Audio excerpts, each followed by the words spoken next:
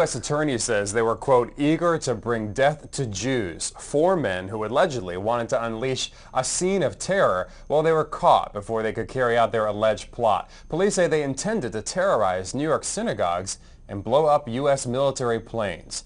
Let's go right now to Mary Snow, who's been following the story. Hi, Mary. Hi, Reggie. And there is really a disbelief here in Newburgh, New York. We're about 60 miles north of New York City, and the 4 suspects lived here. 3 of the suspects, who are U.S. citizens, appeared in court this afternoon. They were ordered held without bail. The 4th suspect, who's from Haiti, required medical attention, and he is expected in court later today. Now, the men are charged with plotting to detonate explosives at 2 Bronx Jewish synagogues and also to fire surface-to-air missiles at military aircraft at nearby Stewart Air Force Base.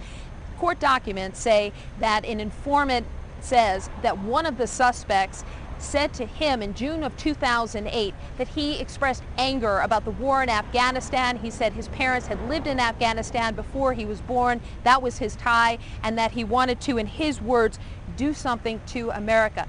Now, the imam of the mosque where this alleged conversation took place in June of 2008 says he does recognize the alleged ringleader of the group, but he says he does not come to this mosque frequently.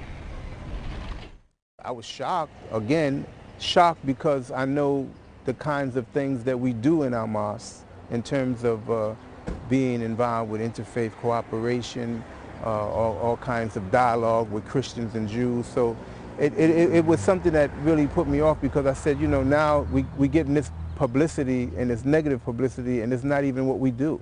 We're not about that.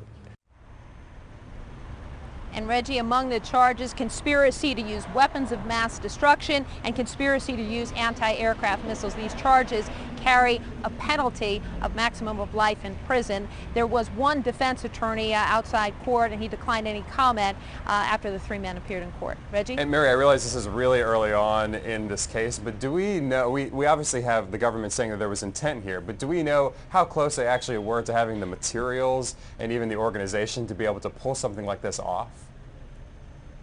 Well, authorities say they came very close, but the bombing materials were fakes, and they say that the suspects did not know that they were on the verge of carrying this out, so close, in fact, that they had made their way to the Bronx. The police say that they had used a truck to block them off, and it also had took the air out of their tires so they couldn't get away. The men, they say, were unaware that the explosives were not real, but it came very close to pulling off what they had anticipated, according to police officials.